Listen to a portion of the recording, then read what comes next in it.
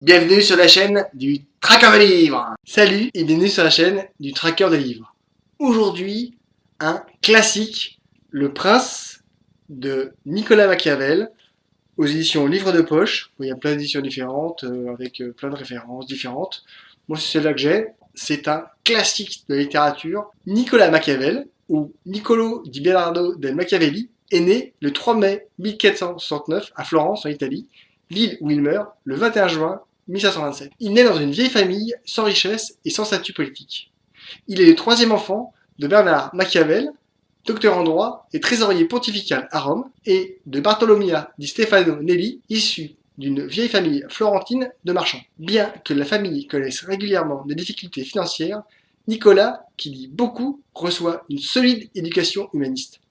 Ne maîtrisant pas le grec ancien, c'est en latin qu'il lit les œuvres des philosophes grecs Aristote, Platon, Plutarque, Polybe. Il a également lu les grands auteurs latins Cicéron, Sénèque, César, Tite-Live. Il n'existe pas beaucoup d'écrits de sa vie entre 1489 et 1498. Une période troublée marquée par la première guerre d'Italie, l'indépendance de Pise en 1494, une ville qui servait jusqu'à là de port à Florence, ainsi que par l'instauration d'une théocratie à Florence sous l'impulsion de Savonarola. Considéré comme un penseur humaniste italien de la Renaissance, théoricien de la politique, de l'histoire et de la guerre, mais aussi poète et dramaturge. Machiavel a été pendant 14 ans fonctionnaire de la République florentine, pour laquelle il a effectué plusieurs missions diplomatiques, notamment auprès de la papauté et de la cour de Florence. Durant toutes ces années, il observe de près la mécanique du pouvoir et les jeux des ambitions concurrentes.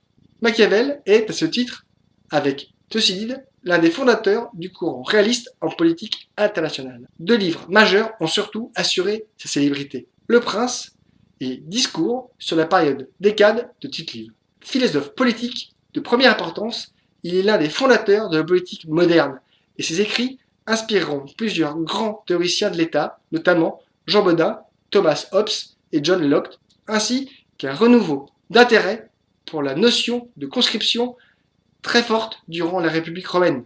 Sa volonté de séparer la politique de la morale et de la religion marque également la philosophie politique. C'est sur ce point, d'ailleurs, que l'interprétation de la pensée de Machiavel diffère le plus. Pour Léo Strauss, la rupture entre politique et morale trace la frontière entre la philosophie politique classique et la philosophie politique moderne. L'ancien monde est nouveau. La nouvelle pensée prendra son essor lorsque Thomas Hobbes adoucira la radicalité machiavélienne. Strauss s'inscrit à la suite de l'Huguenot innocent, gentillet, et voit Machiavel comme un enseignant du mal. C'est tout le thème du machiavélisme, vu comme volonté de tromper, leçon de cynisme et d'immoralisme. Pour d'autres, tels Benedetto Croce, Machiavel est un réaliste qui distingue faits politiques et valeurs morales, et pour qui, selon la distinction proposée par Max Weber, toute action politique met les hommes d'État face à un conflit entre éthique de la responsabilité et éthique de la conviction. C'est également dans cette optique que Machiavel est vu comme un précurseur de Francis Bacon, de l'empirisme et de la science basée sur les faits. La politique, chez lui, se caractérise par le mouvement, les ruptures violentes et le conflit. Si le recours à la force est une possibilité admise, la politique requiert également des capacités rhétoriques de façon à convaincre les autres. Enfin, elle exige que les hommes politiques recourent à la vertu, un des concepts clés de la pensée qui désigne l'habileté, la puissance individuelle et le flair permettant de passer outre la force aveugle de la mauvaise fortune et d'innover afin que l'État puisse faire face aux défis qui se présentent. Ici, deux traditions d'interprétation s'opposent.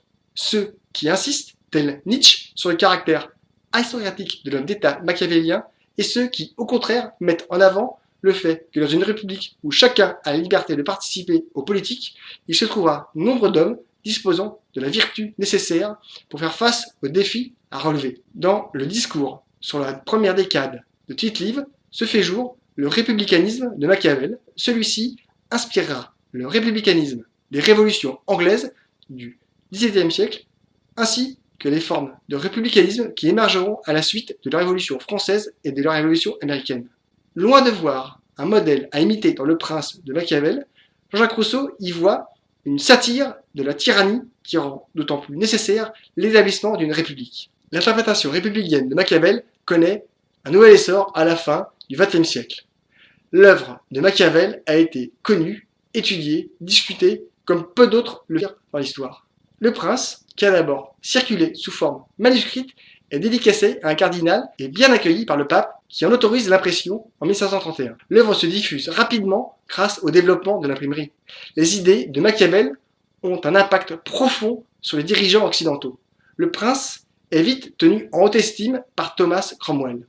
François Bacon a écrit « Nous sommes très redevables à Machiavel et à d'autres auteurs de ce type qui, ouvertement et sans feindre, annoncent et décrivent ce que l'homme fait et non ce qu'il devrait faire. » Très présente dans la culture littéraire de l'époque, en France, Jean de La Fontaine a introduit son dernier recueil de fables, une adaptation du conte de Machiavel, Belphégor, Archidiable, sous le titre Belphégor. Bien qu'il ne soit pas toujours mentionné comme une source d'inspiration en raison des controverses qui entourent son nom, Machiavel marque également, en Angleterre, les pensées d'autres philosophes majeurs tels Hobbes ou Locke. Montesquieu dit de Machiavel qu'il était un grand homme.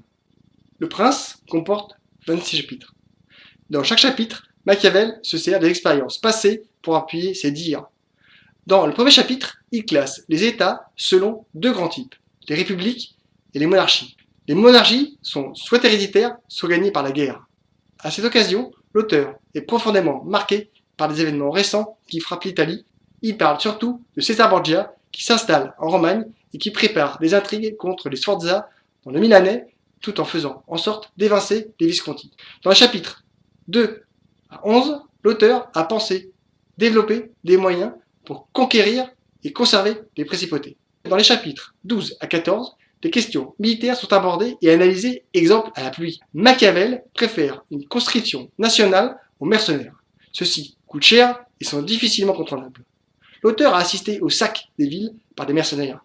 À l'époque, les armées privées sont légion et les princes n'ont pas confiance ou pas les moyens nécessaires pour entretenir des armées. La conscription nationale permet au peuple de se sentir concerné et au prince d'asseoir son autorité sur ses sujets. Celui qui se bat pour sa terre et celle de ses enfants se dressera face à l'ennemi, même s'il doit y laisser sa peau. De plus, les guerres resserrent les liens nationaux. Là encore, l'auteur s'appuie sur l'histoire et des moments où des armées de mercenaires ont tourné Kazakh, de la nécessité de connaître son passé pour préparer l'avenir. Les chapitres de 15 à 23 sont une réflexion sur la manière de diriger. La postérité et certains penseurs n'ont retenu que le nom du machiavélisme, parce que Machiavel propose des conseils pragmatiques pour diriger. Il retire toute question morale ou religieuse, juste ce qu'il faut faire pour garder le pouvoir. Il ne fait qu'officialiser un fait. Un dirigeant est seul et le travail n'est pas chose facile. Pour cela, Machiavel prévoit des princes. Ils seront loués ou blâmés. Pour la France, c'est les énarques ou d'autres grosses écoles qui formatent des hommes et des femmes pour diriger les hautes administrations. La plupart des présidents sont passés par là. Quelques-uns ont obtenu la charge suprême sans y passer, mais s'entourent de ces personnes pour diriger les différentes administrations. Parfois, parmi ces hommes et ces femmes formatés, un leader sort du rang et rassemble. Celui-là sera différent des autres. Il aura la vertu. Certaines décisions, même terribles, doivent être prises pour le bien de tous. Et il faut une personne capable d'assumer ce type de décision. Machiavel explique l'extrême cruauté et la clémence. La violence est à utiliser avec parcimonie, mais elle doit être vive pour être retenue. Le peuple aime les exemples et les symboles. Machiavel précise aussi pourquoi il vaut mieux être aimé que craint par son peuple. Il est facile de parler sans connaître et faire la morale. Ceux qui n'ont jamais eu à plonger les mains dans le cambouis sont les premiers à crier au loup, mais aussi les premiers à se terrer dans leur terrier dès qu'il faut intervenir. Les chapitres 24 à 26, l'auteur écrit ce qu'il désire vraiment. Il propose ses conseils pour permettre de libérer et d'unifier une Italie qui, à ce moment de l'histoire, est fragmentée en de nombreux royaumes. Par ce mode de réflexion, Machiavel porte au nu une vérité. La morale n'a rien à voir avec la politique. Tout comme un patron d'entreprise, le prince tranche et donne une vision à une société. Il décide et ordonne pour que tout aille pour le mieux. Un essai passionnant. Les chapitres sont courts et écrits avec beaucoup de rythme. L'auteur sert d'exemple très réaliste, ce qui donne des images très claires à ce qu'il veut nous transmettre. Le Prince fait partie des classiques par sa justesse et sa réflexion. Je conseille à ceux qui vont le lire ou le relire de s'amuser à transférer certains exemples qu'il donne le monde politique et d'une incroyable violence qui nécessite une force profonde pour l'exercer. Je vous invite à regarder les différents hommes politiques de ces 30 dernières années et les faits importants avant et après les élections. Ceux qui sont élus, ceux qui perdent, ceux qui trahissent et ceux qui arrivent de nulle part mais qui font leur place. Tous ceux qui réussissent sont entourés d'une garde prétorienne capable de se jeter au feu pour le prince élu. Dans tous les pays, les systèmes sont les mêmes pour des résultats identiques. Cet essai permet de mieux comprendre le fonctionnement de nos politiques, mais aussi de certaines entreprises. Et je vous invite vraiment à dévorer cet essai. Il donne des vraies clés à la structure politique qui nous entoure. Lisez, likez, commentez, partagez, parlez-en autour de vous, mangez les chouquettes. À bientôt, bonne lecture, salut. Le Prince de Nicolas Machiavel, aux éditions Livre de Poche.